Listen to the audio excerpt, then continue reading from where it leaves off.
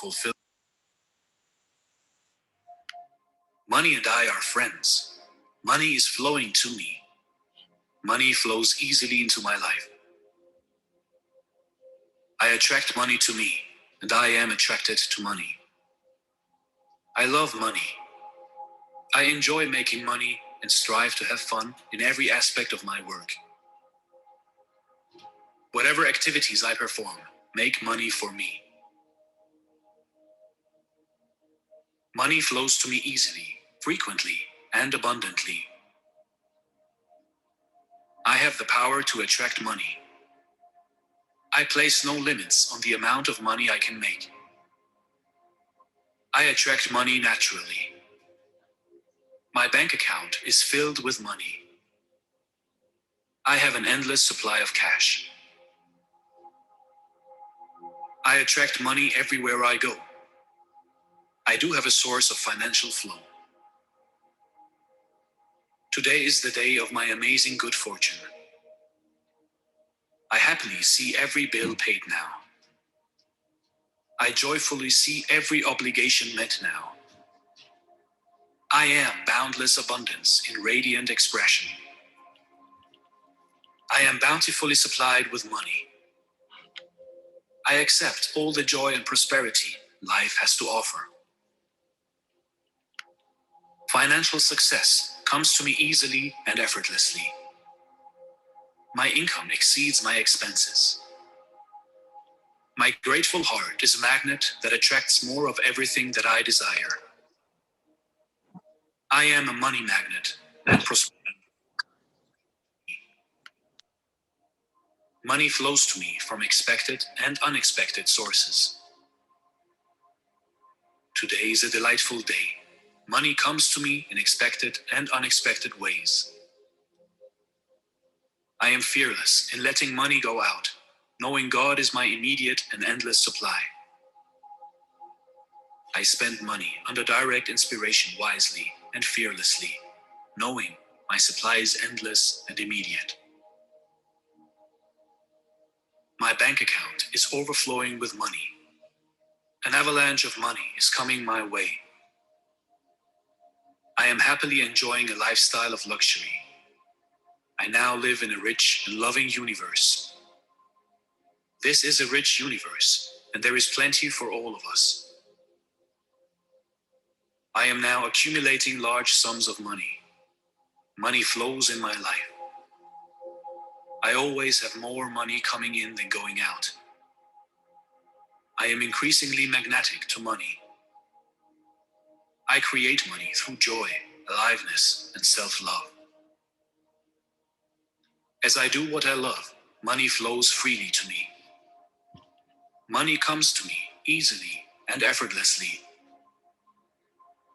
My savings act as a magnet to draw more money. All the money I spend enriches society and comes back to me multiplied. All the money I spend and earn brings me joy. All my money is energy awaiting my command to create good in my life. All my money is working for me to increase my abundance, joy, and aliveness. My money is a source of good for myself and others. I feel good about all the money I spend.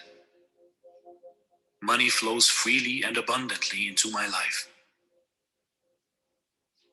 A constant flow of money is coming to me from known and unknown sources. I feel good about money and deserve it in my life. I am thankful for the comfort and joy that money provides me. I release all my negative beliefs about money and invite wealth into my life. Money comes to me easily and effortlessly. Making money is good for me and for everyone in my life. My money is growing higher and higher now. Money is an important part of my life and is never away from me. I clearly see opportunities to effortlessly make money. Money always flows to me easily. I am magnetic to money, and it is magnetic to me. Money flows freely in my life. All the money I need is flowing to me. All of the money I could ever want is flowing to me now. I always have enough money. I have all of the money, time, talent, and energy to accomplish all that I desire. Money is coming to me every day. Money now comes to me in abundance in perfect ways. The more money I have, the more money I can use to help myself and others. The more money I have, the more money I have to give. Money is always circulating freely in my life, and there is always a surplus. Money flows to me like a waterfall. I welcome all the things money can buy. All my bills are paid with wonderful ease. I am passionate about building wealth. I give thanks that I am now rich, wealthy, and happy. I have the power to attract wealth. I receive money and wealth in unique ways. All resistance in me to receive more wealth has dissolved in total grace. Wealth and money comes to me easily and effortlessly. I create money and wealth, joy and happiness in my life. I am increasingly magnetic towards money and wealth. All the money I need is already waiting to reach me. I let go of all my fears about money. I let go of all my inhibitions about money. I spend money without fear. There is plenty of wealth in my life. Money is energy, and it flows freely through me now. All my blockages to receive money have now dissolved. Everything I need to generate wealth is available to me right now. I am wealthy right now. I am worthy of receiving more wealth. I love myself as a wealthy person. I am an abundantly wealthy person. Wealth flows to me. My positive affirmations bring me wealth and prosperity. My self-worth and net worth are increasing. Wealth floats around me continuously. I am passionate about building wealth. I give thanks that I am now rich, wealthy, and happy. I have the power to attract wealth. I receive money and wealth in unique ways. There is plenty of wealth in my life. All resistance in me to receive more wealth has dissolved in total grace.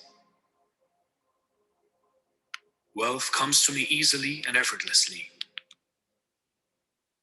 My mind is open to the infinite supply of wealth. I allow wealth to follow freely and generously in my life. Good morning. I attract ideal circumstances and opportunities to increase my net worth. Good morning, everyone.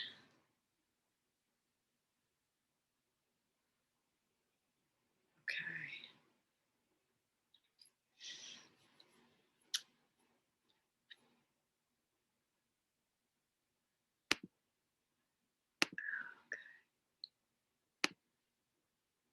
Just say hello if you want to say hello. Good morning, everybody. Hi, Lumi. Hey, Daryl. Morning. We are missing people this morning. I keep looking at my phone. Maybe something happened. I've had other people purchasing this session, and okay, I don't know. What's interesting is that I'm expecting more, and we have less this morning. So but that's okay. Yeah, recording. Yeah. Right.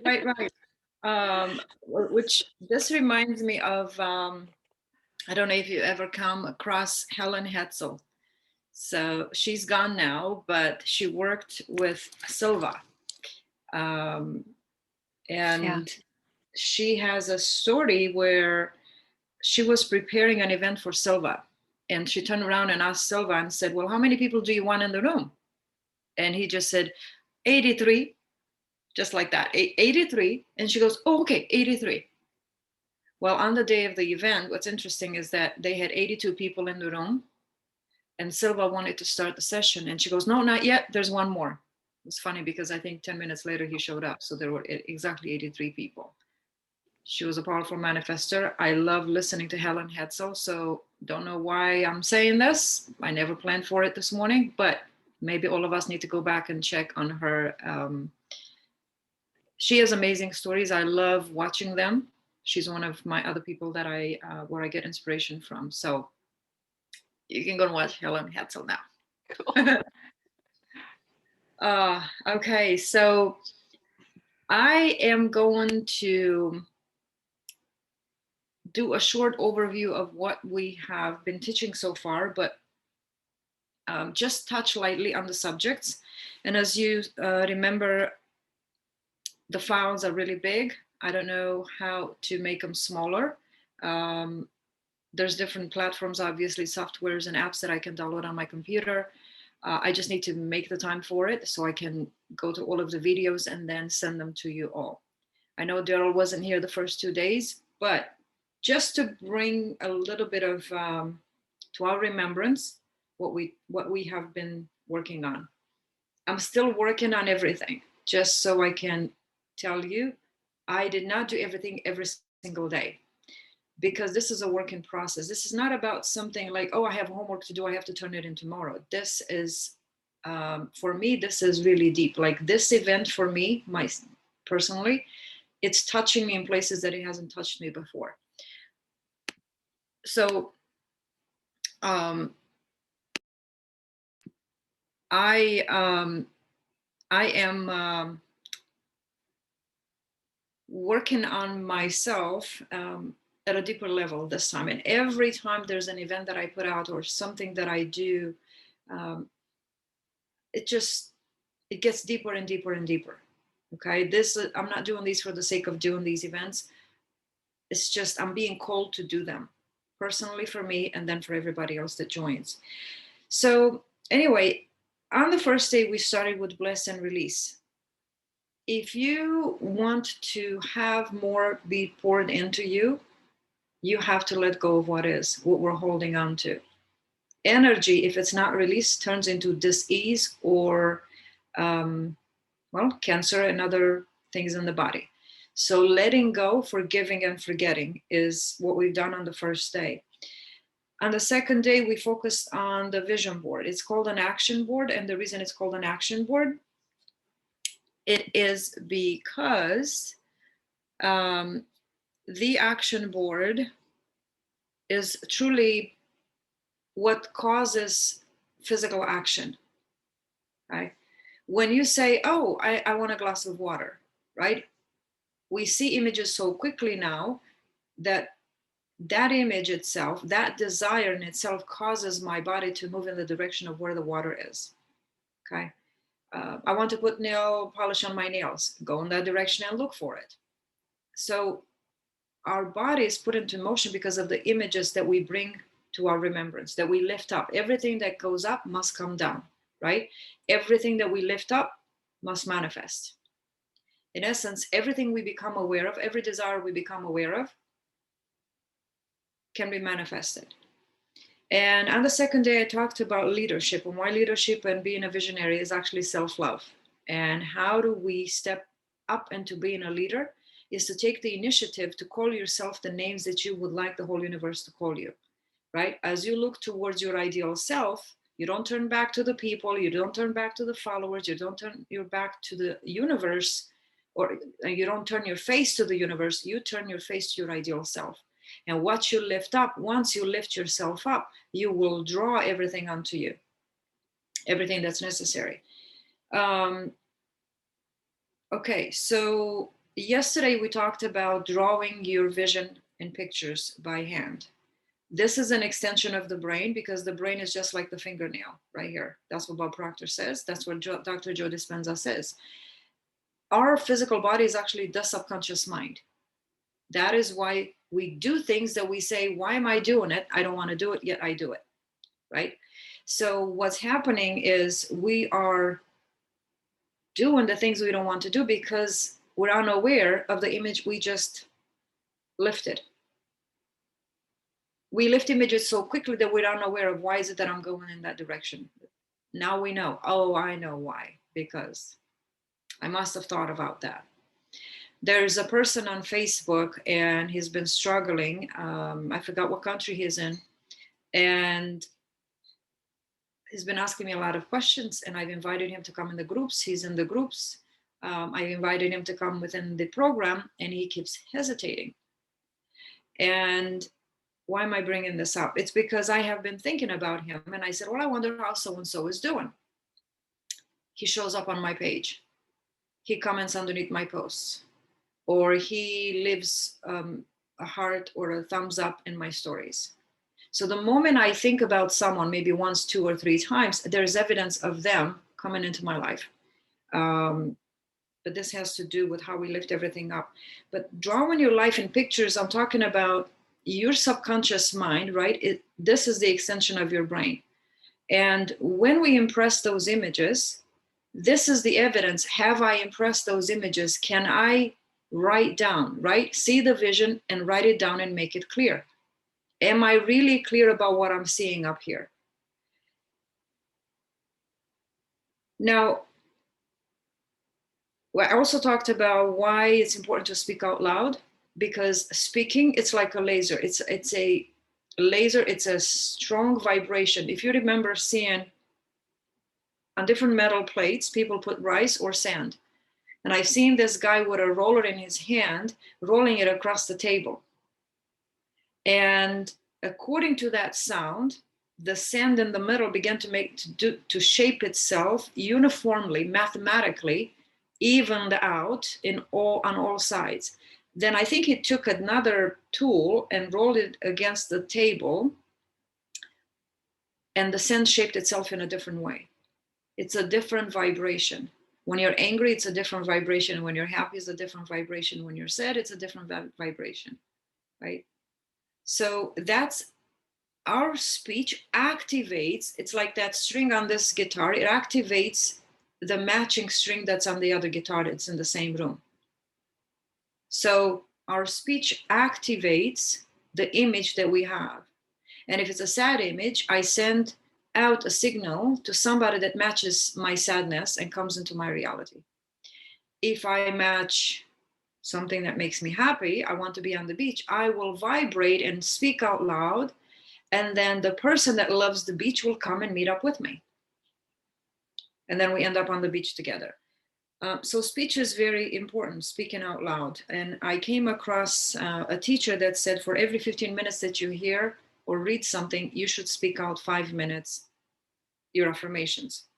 I talked about the tithing. That's the fence around everything that you want. Everything is good, but you have certain things in this world, or you become aware of your desires and that you have a fence around them.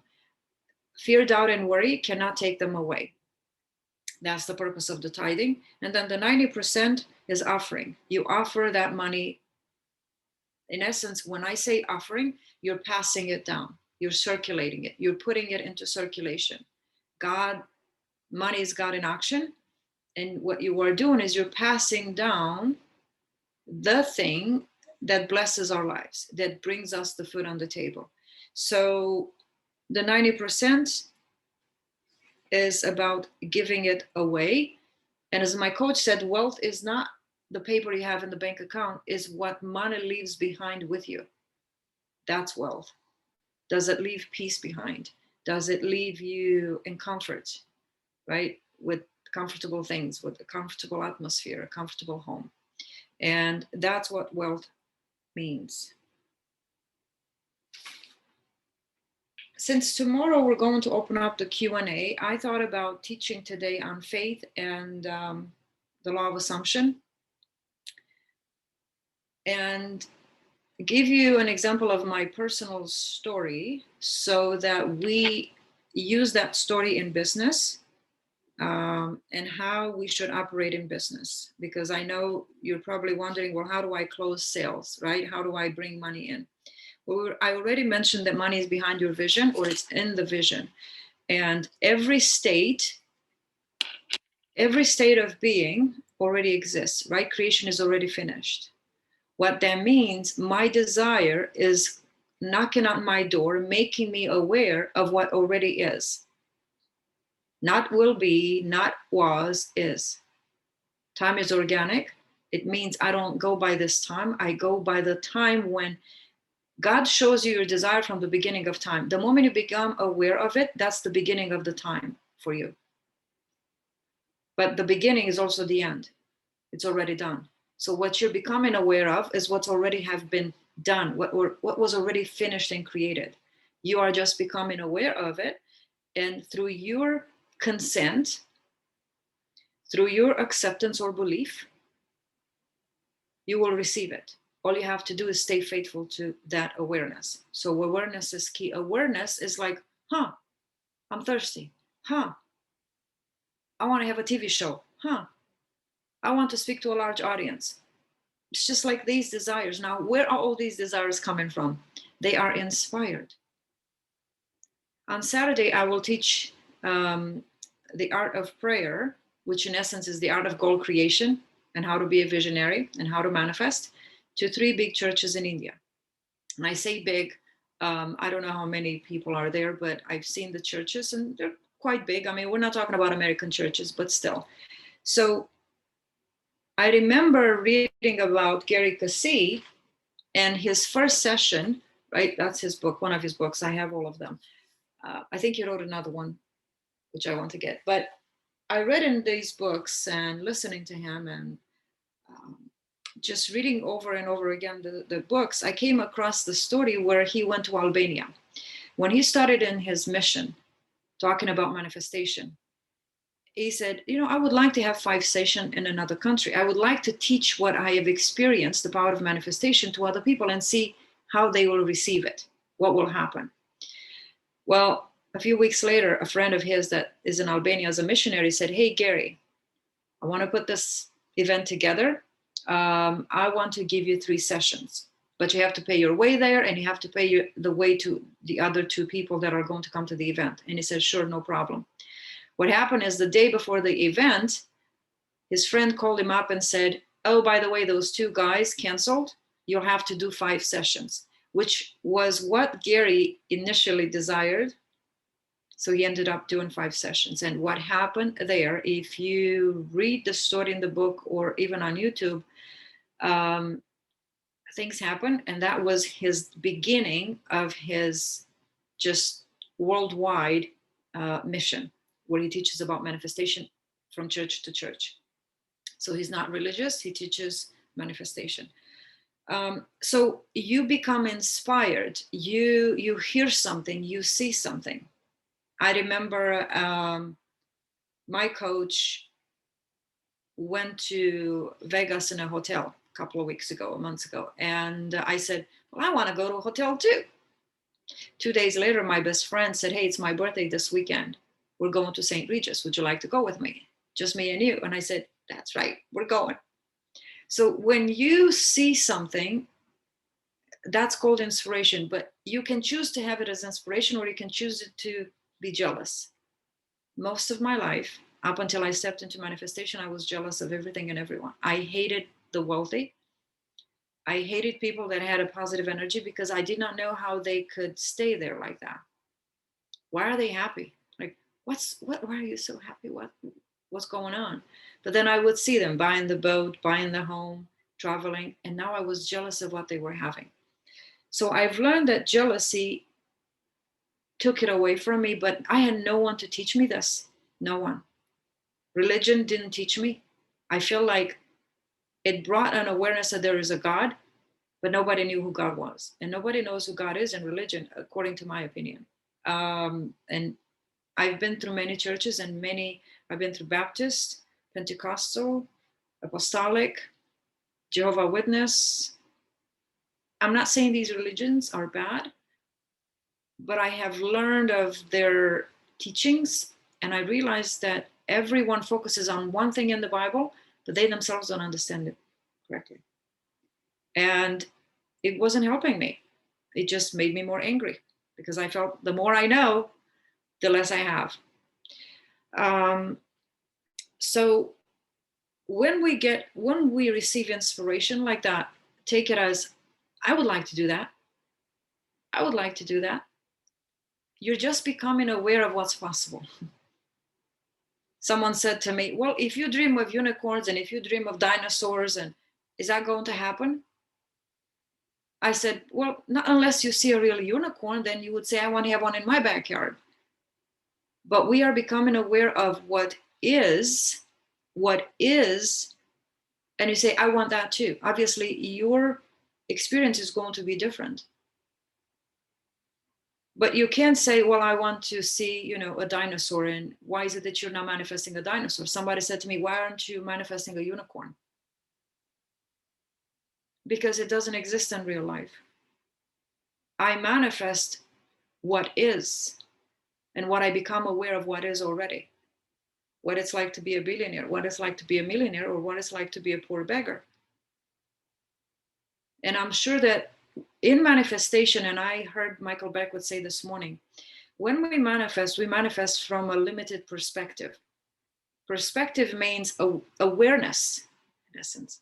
We manifest from a limited perspective as far as our family has gone. My first mentor, Dr. Miles Monroe, said, your children will never go beyond what you have gone. Why? Because that's what we're passing down from generation to generation, the same mentality, the same beliefs. Until somebody in a family, there's usually one in every family that is stubborn, that is disobedient, as they say, doesn't stay in the lines, colors outside the box. And that was me. I was called the black sheep of the family. I disturbed everyone's life because of my lifestyle, which was not religious. It was not in the box. So when one decides to disrupt the spirit within sixth expansion, that is when God steps in and says, oh, she's ready. It's time for her to expand her awareness. And she wants to leave the box. God is not to be put in a box, right? Our spirit is seeking expansion. So Michael Beckwith said this morning, we manifest from a limited perspective, from ego, meaning you only go as far as your family has gone, or as your money allow you to. But when you learn that you can go beyond the money, the physical money that you have in the bank account, that is when you are free. And that's what everybody is seeking.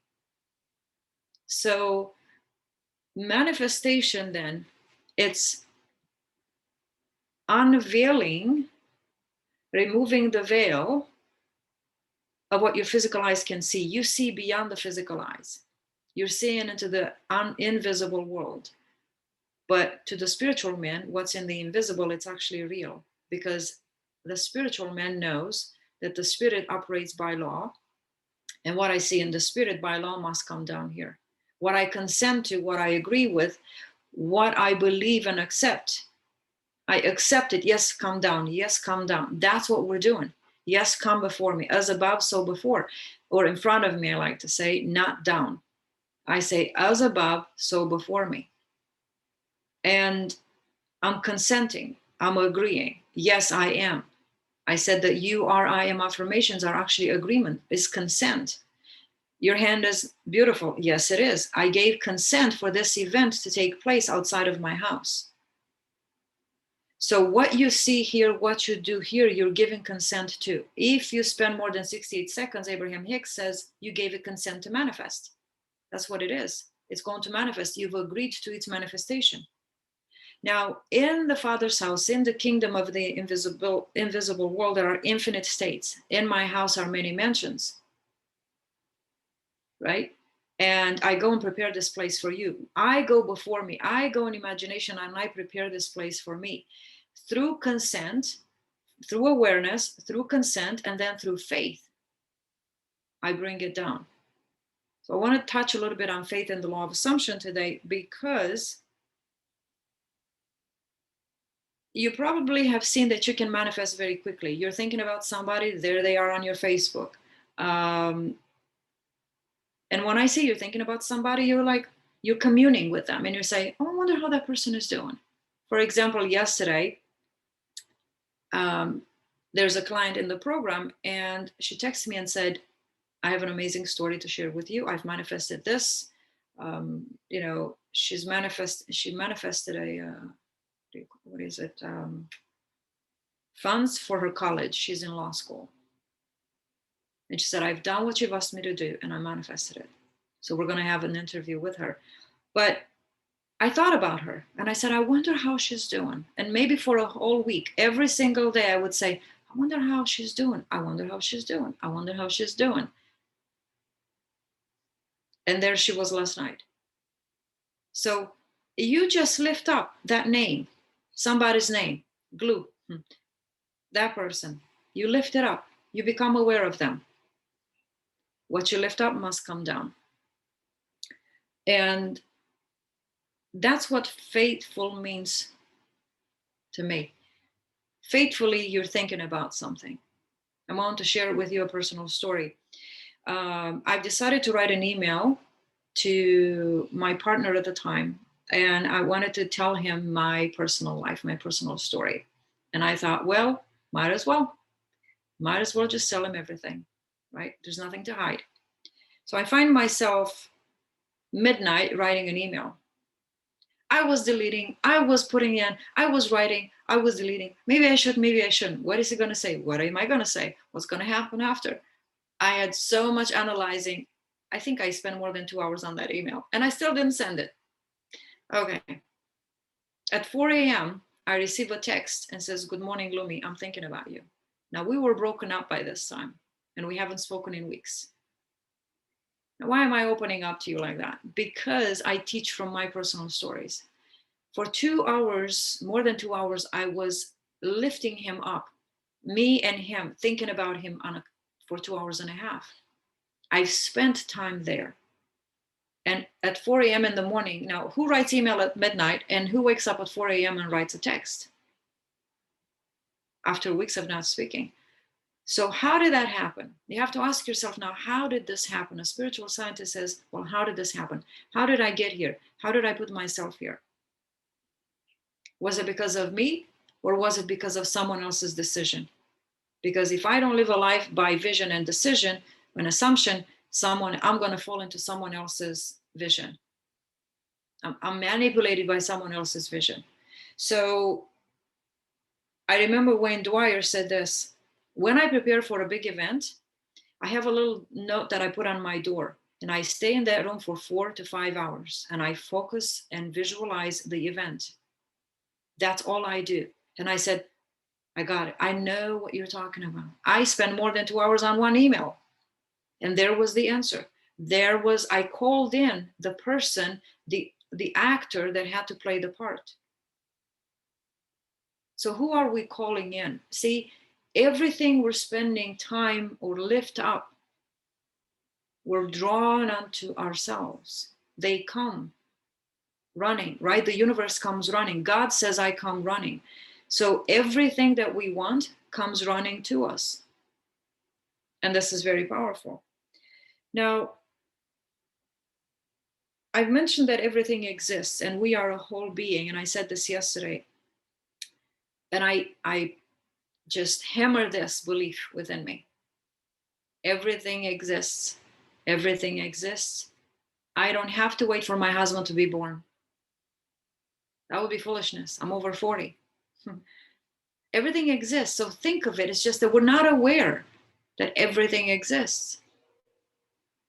So if everything exists and it's waiting for me, what is it waiting for? It's waiting for my awareness. It's waiting for, so my desire, my vision is already within me.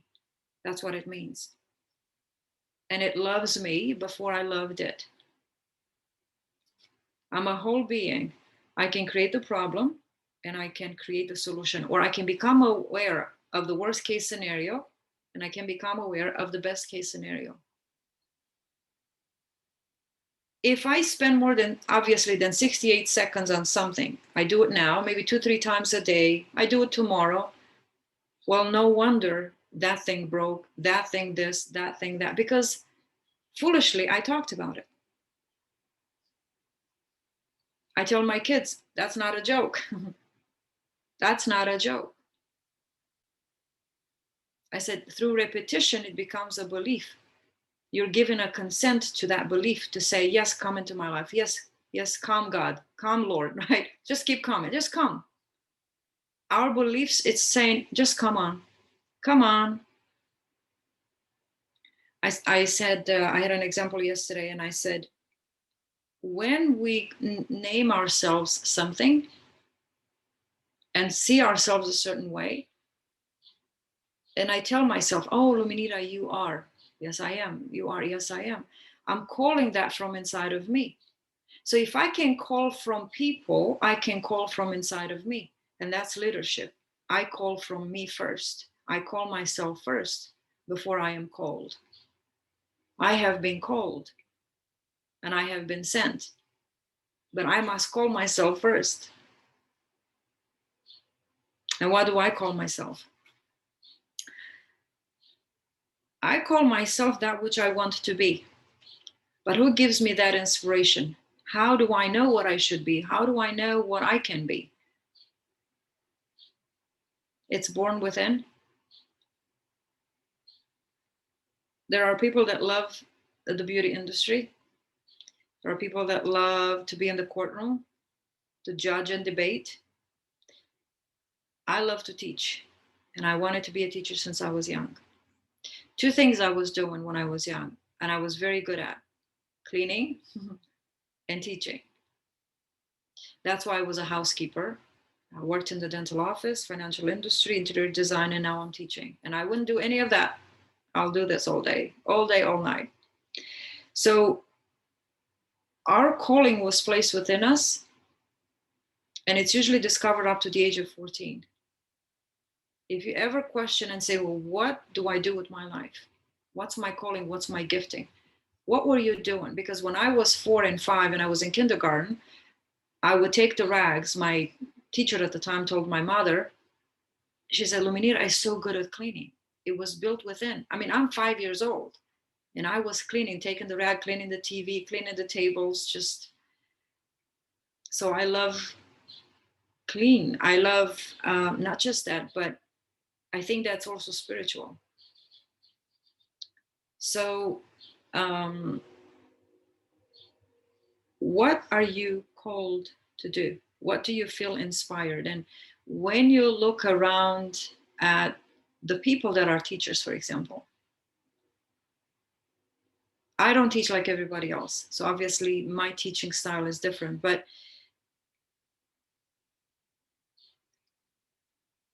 everything exists. I feel like I'm deviating a little bit this morning. Everything exists. Your calling, your vision, it's already there. All we need to do is become aware of the desire.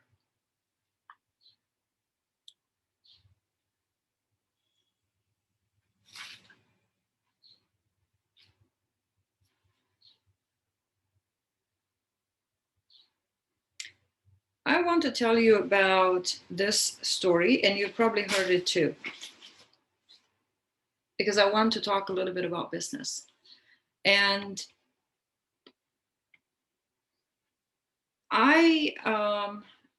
give me a second. I'm thinking of where to start the story. You've heard it before, but I'm going to break it down for you so you can use the story in business, in your life, in your area, in the industry you're in. So you might have heard Neville Goddard teach about, and I don't believe it was Neville Goddard, a student of his, taught about climbing the ladder. Okay. When I heard that story, I said, that's it, I'm going to do it too. I mean, everything that has to do with metaphysics, I'll do it. I bent a spoon. I see things that are not there. People see them and they're invisible. So there's things that I've done.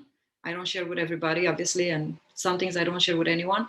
But this climbing the ladder, I've done it. And every night for 2 nights, I would climb the ladder until I would fall asleep. I was working at Guess at the time. It was in between my interior design job, and no, it was after I finished in the financial industry. Never mind. I was home for 2 months. So I thought, well, what should I do? I'll go and help my daughter get a job at the mall. I walked in Guess and I said, "Do you guys hire?" And they said, "Yes. Why don't you come on Monday morning?" I felt embarrassed to say, "Well, I'm asking for my daughter. Like, who does that?" I said, "Okay." I went and I got hired. And I said, "Oh my God, what am I doing here? What am I doing? Like, what am I doing here?" I was the best salesperson for those 3 months. And the manager would come to me every morning and say, "Luminita, we need to bring the numbers up. I'm counting on you." And I said, "Please don't. just don't." But I would talk to everyone and they would put stuff in the bag. And all I did was talking, right? Was talk. But I was working at the mall at Guess. And during this time, I've heard of Neville, of climbing the ladder. So I said, "Okay, I'll do it. I'll do it." The second day I went to work, the manager passes me by and says, "Hey, Luminita, so-and-so did not show up today. Would you change the purses from this shelf to another? Because we're having a sale this coming week." And I said, "Sure." Now I'm pulling the ladder from the side of the shelves and I go up and down the ladder. And all of a sudden I go, I'm climbing the ladder. Like, I am actually climbing the ladder. One day I was telling this story to a friend of mine while we're in the restaurant in a little booth. And while I'm saying ladder, there's a guy behind the store, behind the restaurant, brings up a tall ladder, puts it up and changes the light bulb. I mean, his eyes were big, just about to just like burst. Mine were too, because I'm talking of this story and the guy brings up the ladder. And I said, wow. I mean, I was amazed too. But going back to the story where I was in the mall, and that happened. Now, how does that relate to business? See, you have to be aware of every little thing in the story, and many people miss the essence of it because they don't see the story from the beginning to end. So I'm going to break the story for you from the perspective of business, because this is important. You might say, well, what does that have to do with business? A lot. Everything. So how do we do this? How do we break this story out? You have your business right now, right? You have something, you're working on something. And you are saying, well, where's the money? Where's the clients? Right? Well, if you don't, how should I put this? When I'll break down the story and then I will tell you how to apply it to your business. So think about me. Would that manager, if she needed somebody to change the purses from left to right, would she have gone out of the store and pick up a person that was walking in the mall and say, hey, come over here, switch these purses around? Would she have done that? No. She went to me or anybody in the store, which means I was part of that company. I was part of that business. I was aware of the business and the business was aware of me. Here's what I'm saying. When you have a business, you have to go and tell people about your business. Because if we sit down and we are not doing anything, hoping that money will just be attracted to us just because of the law of attraction, that's not going to happen. It will take longer. It will happen, but it takes longer.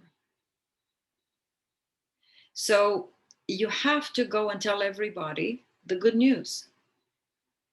What's the good news? What you love. You have to go and tell people about what you do. The manager would have not known of me and of my power to manifest, which I haven't told anybody what I was doing, but she was not aware that I exist until I went and told her my skills, right? who I am and what I do and what I've done and what I'm good at. And the moment they saw that I was an executive assistant, they said, oh yeah, sure, you just come here. What are you doing here? I said, I don't know what I'm going to do with my life. And I've never been in retail. Just, that was kind of a lie because I was trying to hire my daughter, have her hired. But we must tell other people about our business. And that's called networking. So networking is very important. That's number one. Number two, how did that event take place? How do I cause the people that I network with to come into my business? So first I make the initial contact, but how do I cause them to come in and buy from me? Why should they choose me and not someone else that does the same thing down the street? Remember when I said there's two people, they have the same business. One makes money and one doesn't. What's the difference between the one that does and one that doesn't? One knows how to manifest and the other one knows how to work hard. One is manifesting from a limited perspective from ego or survival, and the other one manifests from the heart, or lives or experiences her business or his business from the heart. So money does talk, the ladder does talk, the donkey does speak. Rarely, right? You wouldn't really necessarily hear a ladder speak, but if it has to, God will make it talk. But he will always use people. So if your program would speak, if your product would speak, if your service would speak, what would it say? Whatever you assume of it. Because what you lift up and you say, I am, my program is, people will say your program is. People will say those things about you. So in business, that's why I tell everyone, you must do what you love. Because what you love, you're lifting up, and what you lift up, others will lift up too. So when we talk about attracting clients, attracting money, it's how do you look at yourself and how do you look at the program? And I say program because it's me, but how do you look at the product and service that you're offering? For the longest time, my program Manifest Without Money, it has so much good content and what I give and what I teach, and yet I don't value it for what it's worth. My financial mentor, Gary Cassie, said, Luminita, you need to price that program higher. And I said, not yet. And incrementally and slowly, and I've done some changes, but I was told to put it higher, and I didn't, and I still haven't. And I thought about it last night, and I said, what is this about? It's like, are you bringing it to my remembrance? Am I supposed to do that? Should I do it again? But not appreciating your work. And God said, that's not your wisdom, that is my wisdom. I tell you the price. Every time you look at people and you say, but God, they don't have the money, he said, you're lost. You've just gotten lost from the vision that I placed within you. So learning to appreciate your skills, your mastery, it's understanding that it doesn't come from you. You were led into that gifting. It was given to you. And it's what brings, or it's the cause of our lifestyle. Our mastery and our skills, it's what brings in from the universe, right, the money that matches our lifestyle. So how does that latter story apply to business? You can manifest anything you want in business, in essence. The exact client you want, and I have Bob Proctor's Thinking into Results. You cannot get this book until you are in the program. But in this book, my coach does not teach from this book, okay? Even though she teaches Thinking into Results. And what I mean by that, she doesn't teach that. She doesn't take the book and, okay? And no coach of Bob Proctor does that. They actually teach their own, well, they do touch on this, and they teach it different ways, some more than others. But here's what I'm saying. in this book, there is a few chapters on how to build a team in business. And I had a conversation the other day on MLM. And why is it that when companies start, they end up becoming MLMs? Because Jesus had 12 disciples. That was an MLM company, by the way. I didn't start it. My coach didn't start it. He did. It's an MLM company. And it becomes an MLM company. So how do we build a team? How do we attract people to help us to bring the message out, right? To expand and take territory, because in essence, that's what we're here. So my focus when it comes to business and the way I look at business is this. What, parallel to the story with climbing the ladder, what can I do in that business? And not what can I do, but I feel like I can talk this morning. If I climb the ladder, or let me put it this way. If I am in my business and I want to do something, let me put it this way. How can you have people ask you to do what they need you to do for them? How can you become the leader in your field? That's where I'm trying to go. How to become the leader in your field and in your industry. How can you attract rather than run after? That's where I started. Remember when I said first you must network? Tell everybody about you, spread your wings, go and tell everyone. But now how do you bring them to you? First, you spread the seeds. First, you spread the message. Hey, this is who I am and this is what I do. But they're not going to jump in right away. Well, how do you bring them in? This is what I'm trying to communicate. How do you attract them? How do you call them in? Right? How do you have them ask you to climb the ladder? You're the cause of them asking you and say, hey, would you do this for me? I heard you are good at this. Would you do this for me?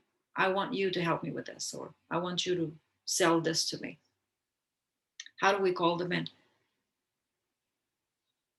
By seeing yourself doing the very thing you want to do. By seeing yourself in your home, in your car, traveling. You holding up the vision of your life, your lifestyle will call them onto you. You lift yourself up, assume of yourself a different identity. You lift your business up, your product and services, you give them a new name and a new price. In essence, self-love calls people to you. You see yourself doing what you're good at, and then people will place you there. For example, for me, I have this thought. What would it be like to have a Zoom call with 1,000 people on it? When I thought about, I would like to speak to hundreds of people. 2 days later, I had a friend on Facebook. He's the founder of an English school in India. Actually 5 schools, and he's a motivational speaker. 2 days later, after I said, would be nice to speak to a few hundreds of people on a Zoom call. 2 days later, he said, hey, I've been seeing you. I've been seeing your posts. You're very motivational, very inspiring. I think he said 5 schools in India. And I'm a motivational speaker. I never heard anybody speak as you speak. Would you do a session for us? I ended up doing 2. One for kids and parents, and one for parents and teachers. And we had a few hundred each time. That's all I did. That's all I said. That's all I saw. That's all I saw. And I was called to do it. I was called to do it. I was asked to do it. You want to be asked to do something? See yourself doing it. And that's what I'm getting at. What do you want to do? See yourself doing it, and then you will be asked to do it. But people must know of you. This man was in my friends list, which I was unaware of, because in the beginning of my Facebook, I just accepted everyone and everybody. So the people that we need are already around us. But then we can expand the territory, because out of that territory, out of those 30 resumes that I've applied on Indeed, right? I called one morning and I said, that's it. Somebody's going to call me and give me a job today. I had enough. Like, somebody's got to do it. I called forth a job. I called forth someone to ask me. And 2 hours later, a recruiter called me and said, I've been thinking about you this morning. We talked 3 weeks ago. I thought about you this morning. And I said, well, that's not a coincidence, because I must have called you in. I call someone when I lift myself up, right? When you lift something up, you draw onto yourself. And that's what I want to put the focus on. Our visualization, our inner conversations, our speaking out loud always draws and calls onto ourselves the very thing that we have lifted up to make it a reality. I lift it up and people help me bring it down. I lift it up, people help me bring it down, make it a reality. So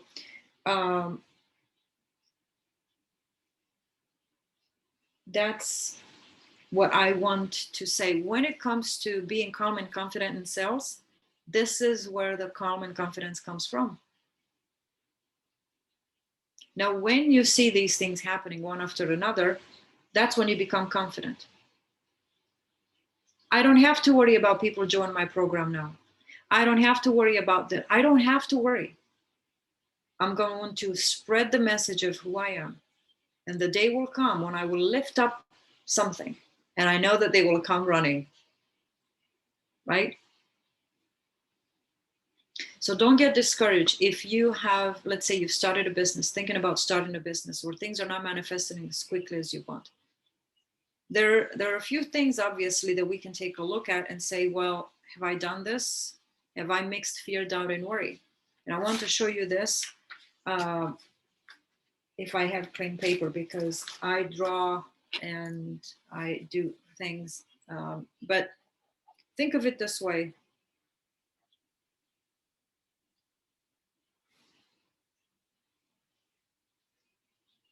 Okay.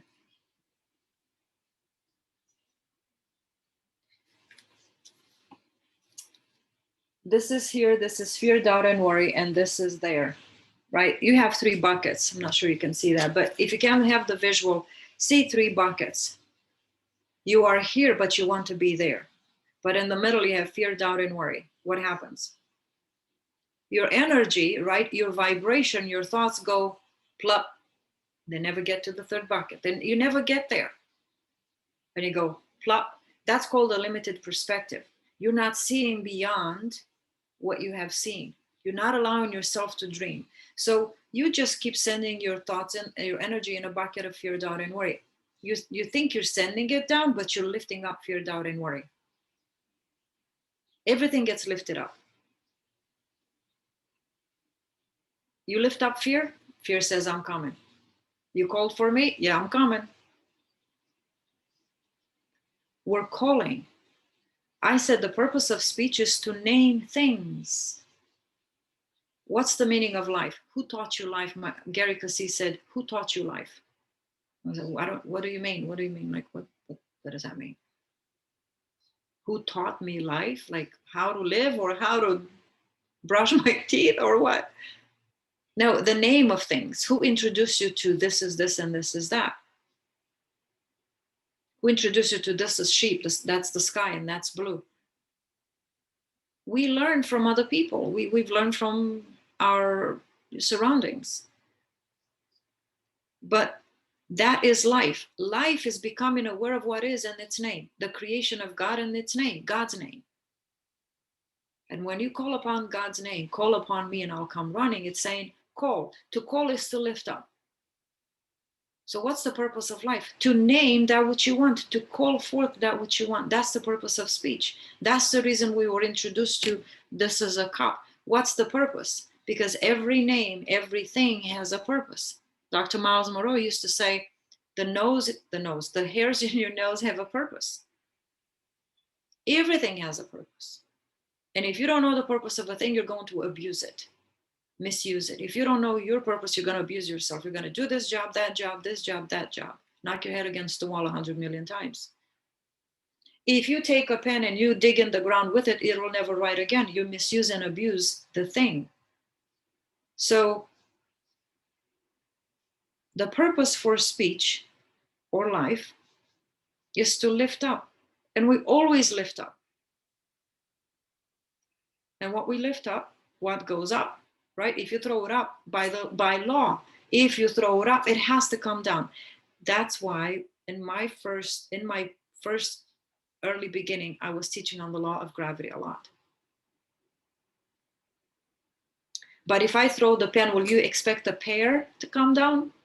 Not unless you're going in the middle of it, and you grab it and you say, I'm going to drop a pear now, and it's on the ground, it's going to become a pear. It's going to look like a pear.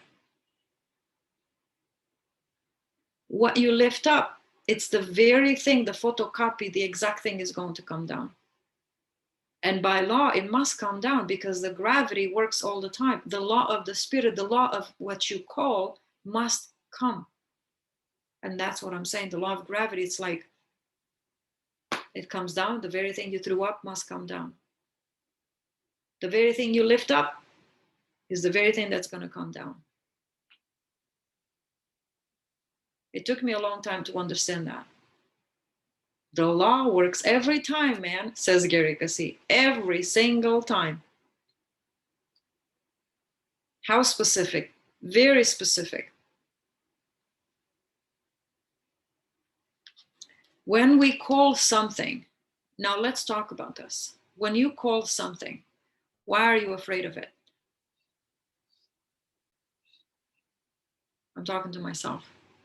Why are we afraid of that which we call in? Because we're afraid of money, we're afraid of certain people, we think that they're better than us, or so on and so forth. Why are we afraid to call someone's name? I'm not afraid to call my daughter's name, but I'm afraid to call money. That's its name. Now that should rattle us a little bit. Wait a minute. If the purpose of speech is to call the name, is to lift up the name, why don't you just lift up the name? It's our perceptions and our assumptions of the people and of money. Now see how we can go back to the first state, the blessing and releasing, and changing our perceptions. Remove every name. Money is money. But you say money is hard to get. That's your perception. Remove that. That's limiting, right? Remove all other names. It's just its name, pure. To be pure at heart is to have no doubt and worry. That's what it means to be pure at heart. No fear, no doubt, no worry. I'm just calling a name. It's a name. I call upon the name of the Lord. I look to the heaven, to the mountain where my help comes from. I look up, I lift up the name, and it will come. All I am here to do is call up a name, not fear, doubt, and worry. And that name will never say no, right? God never says no. But here's what I'm going to say, and we're going to close. When, what was I going to say? And I missed it. It was important. Goodness, it was there, but it's coming. So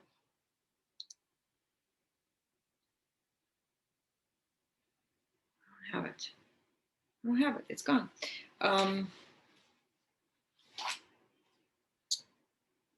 I think what I want to say is that life would be easier in business if we operate by the same principles.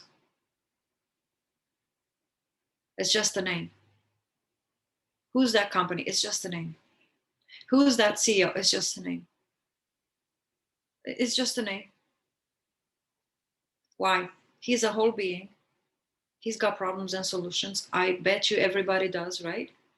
He's a complete being. I'm a complete being. Okay, great. They manage $20 billion. Okay, that's just a number. That's just a name. Like, where does this intimidation come from? From not knowing, from ignorance, from not knowing the meaning of life, the purpose of speech. Nobody, when I asked God and I said, what's the meaning of life? I said, why is my life so difficult? What's life all about anyway? It took me a long time to understand. It's like, what's the purpose of speech? To live life is to experience that which you have spoken. You will experience that which you have lifted up by calling its name. So then you say, well, what am I saying? What did I just say? What did I just release? What have I put before me and I don't want to walk into it? Pretty much that's it. It's just as easy as, I wonder how she's doing. I wonder how she's doing. I wonder how she's doing. Plop, there's a text message. Here's how I'm doing. I manifested these funds for my college. Wow, amazing. It's like, I want to know how she's doing. And she goes, here's how I'm doing. I don't have to pick up the phone and say, hey, how you doing? No. Now think of it this way. When you talk to other people and you take the initiative and talk to them, look at the other perspective. When you call other people, they called you. They called you in their experience.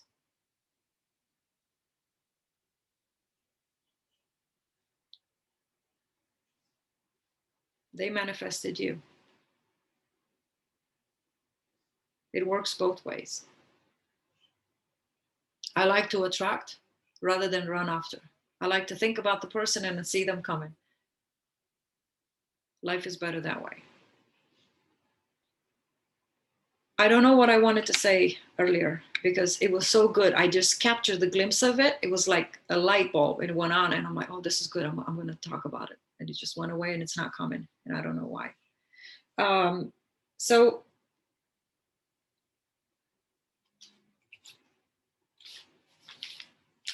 I want to touch a little bit on decision before I let you go, and an exercise that I would encourage everyone to do. Decision, it's like putting a stake in the ground and not moving it. A double-minded man will not receive anything. A decision is cutting away all options and you choose this, a made-up mind.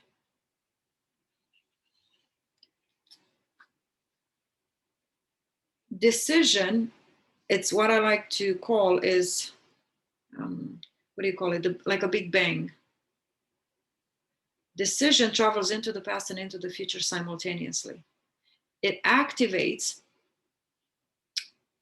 Today I want a job. Today I want somebody to call me and give me a job. That was a decision. I network. I spread 30 resumes to 30 companies. And I made a decision. That's it. I'm going to have a job today. That was a decision. My decision traveled into the past and into the future. What does that mean? It connected. It went to that, the recruiter that I've met a couple of weeks ago. And she put me into the future, I activated a job. So I activated somebody from the past and I activated somebody from the future that I haven't even met. My decision did all of that. My decision did it. It travels into the past, activates everyone that you have ever met and people that you haven't met yet. Your decision connects you to the past and the future. I'm just going to leave it at that. Oh, that's the wrong paper. Hold on. Where's my notes? Oh, yeah. Okay. So today is writing a letter to money. And money is God in action, right? Is God in action. Write a letter to money. Now, money is in people's pockets, right? So when you write a letter to money, I want you to think of money as a person. we are all connected, but our survival keeps us separate. And then we're fighting for the same thing. So when you write a letter to money, you're actually connecting yourself back with the people. You're making energy connections. You're connecting back to people. You're seeing them as those that serve you, those that take you from where you are to where you want to be. Why shouldn't I love everyone? It's as my cousin said, they put the bread on my table. My clients, she works in the senior home care industry. The old people, she said, those people that can't walk and sit in that bed, they're the ones putting food on my table. You see, that old person worked all her life, unaware that one day while she's in bed, she can't do anything, but her money will feed another family. So people feed us and we feed them. When we think of money, think of people. So write a letter to money and become one with money. Love money. And I don't mean love money, right? Like in the sense of loving money, but love what money can do. Love what that senior person will do for you. Love what that client does for you. Right? Love all the people that come and you call into your reality. It's not by force, it's by the spirit. The energy behind everything you do. Right? So fear, doubt, and worry doesn't exist. Fear, doubt, and worry doesn't exist.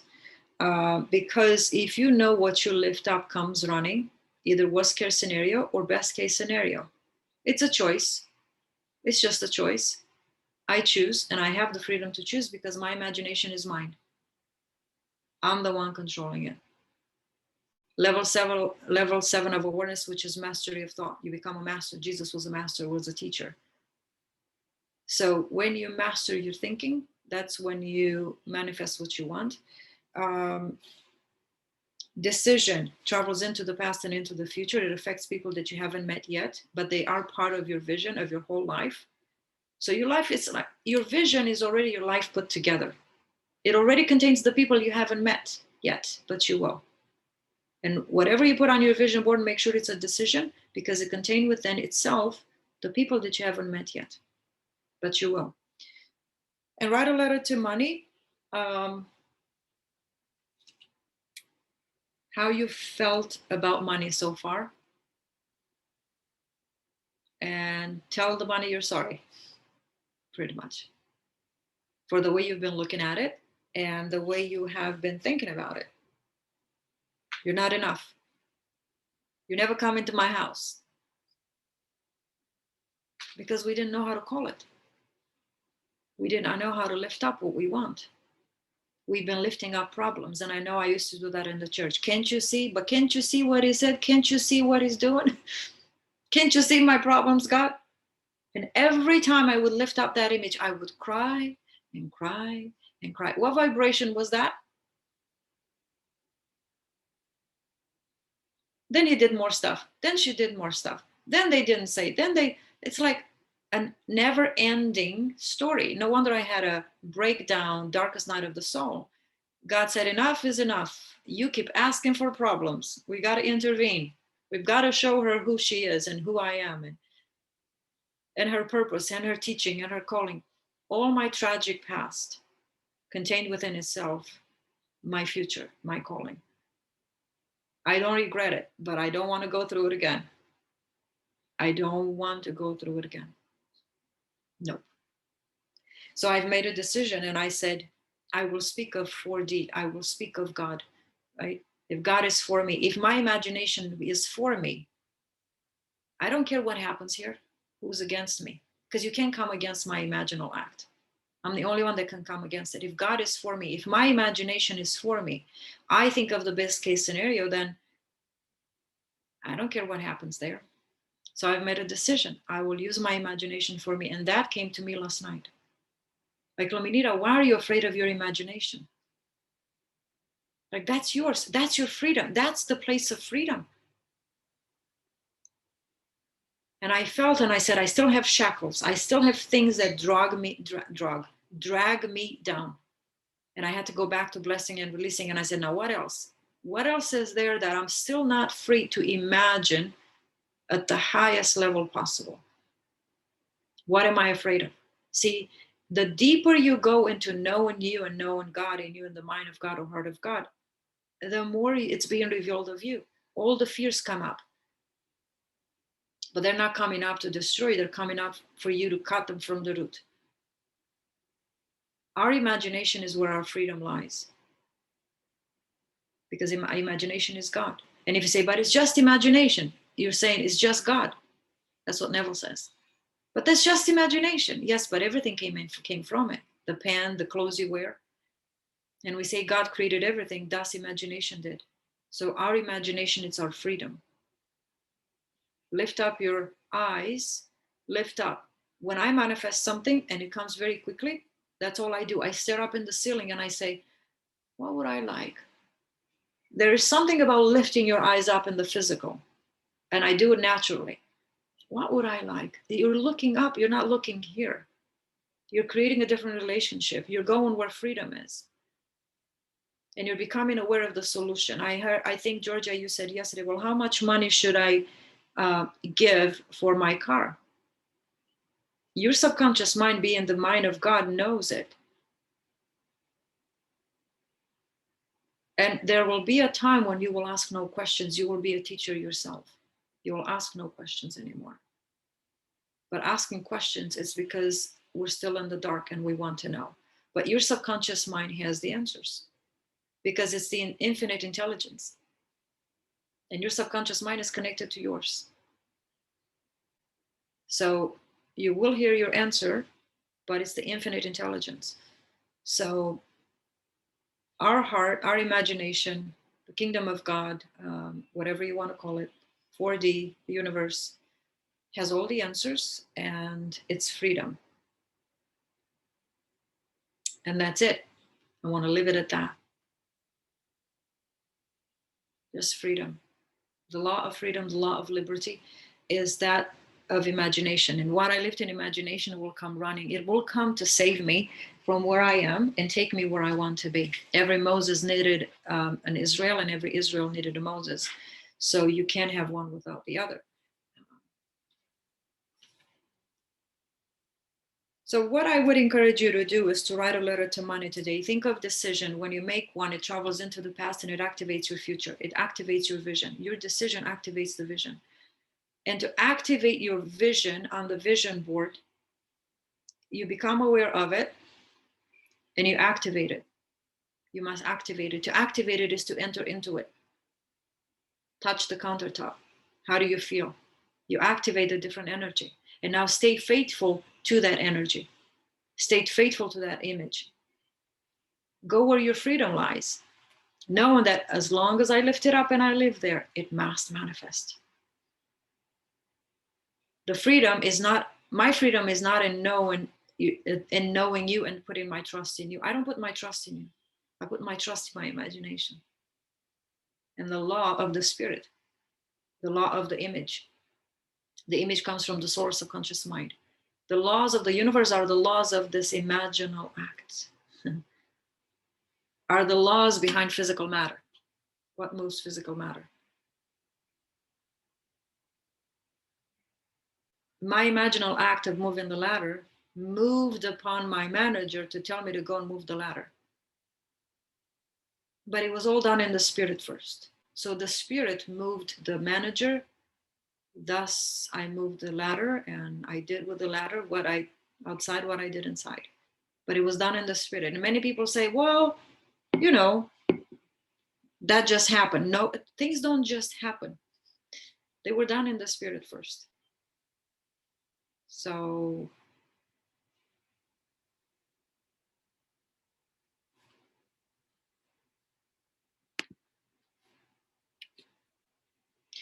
what can we do if I feel stuck in my environment? Trust me, I've made big changes since we did the call, but I feel like it's a lot of calibrating. Well, that's your answer. Did you know that in your question, there's also the answer?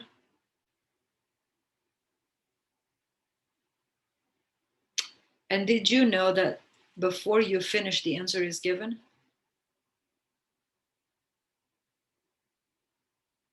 Because it's right there, it's right outside the door. The moment you asked, if you listen, you have the answer. You hear it. We haven't taught how to hear. You have the answer. When I said, God, how many children will my future husband have? There's an SUV passing me by in that very moment. And it said, 2 great sons, 2 GR8 sons. I go, okay, then there it is. How was that put together? My mental conversation, my inner dialogue was going on for 10 minutes. Why didn't this van, SUV, why didn't it just pass me before? Why didn't it pass me when I didn't even ask the question? Ask yourself this. If this is how everything is arranged in order, then everything is here now. All your answers are here now. Everything is here now. That's what Bob Proctor says. You just have to be a match with it. I was in the vibration and energy of calling in my husband, my future partner. I was having an inner dialogue with God, with my heart, communion with my heart. What would I like? I would like to have this and this and that and this and that. I said, well, if I have teenagers, I bet you there are no young men in this world that will say, I have no kids, but I'll marry you. No, I don't believe that. Although it's possible, but I don't know why I'm not going there. So I said, he's probably going to have kids. I'll be okay with that. But how many? And I said, well, how many kids would he have? If my kids would ask me, Mom, how many kids does he have? I go, I need to have an answer, right?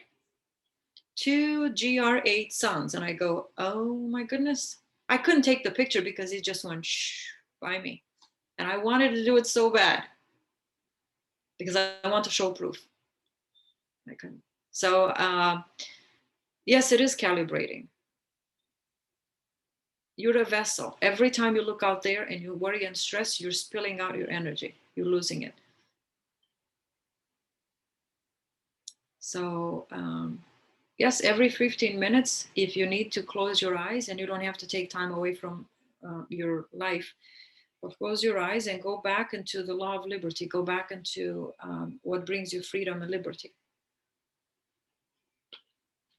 And Georgia, we talked about making that notebook for your children and calling out of your children the best of the best out of them. Call them forth.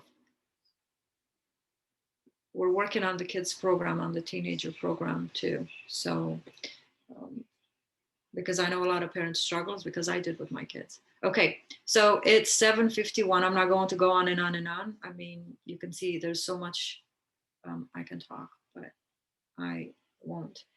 So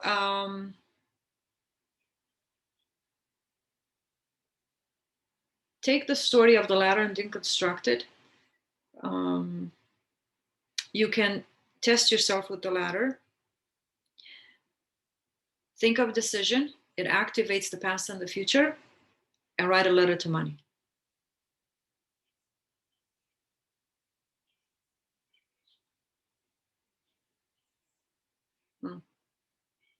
Yeah.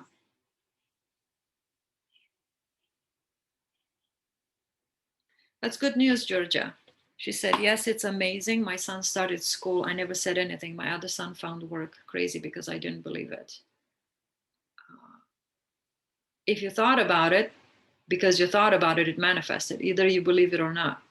This is what I'm going to say and leave you with. My coach said, just do me a favor. You don't have to believe in it, but just say it out loud. Just say it. Just speak it. Just affirm. You don't have to believe it. Why?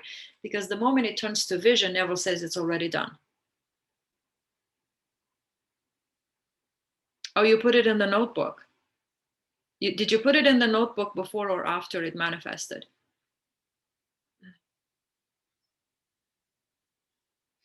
I need to hear that answer because that's important. Okay. So Georgia is, we had a one-on-one call a few weeks ago, and I have encouraged her to take a notebook and put the name of every son that she has. And I also said, put a picture of them. And I said, I want you to write down and call for the best of what you want for them. Right? Because right now I said, you're looking at what is, you're looking at their problem. And this is something that I want to put and incorporate in our teenager program. So, and I said, write down what you want and read it every day. That's like a prayer. You're calling forth. And now she says that one of her sons started school and the other son found work. So it works. You must have seen something. Yeah, I know, it shocked me. Yeah. Good. Now you see your power, the power of calling forth, the power of writing, because this is your brain, right? And what you're writing down, you're seeing. And seeing is believing, and believing is accepting, is receiving. You say, I don't believe, but you have to understand what belief is. Seeing is believing, believing is consenting, consenting is accepting, accepting is receiving.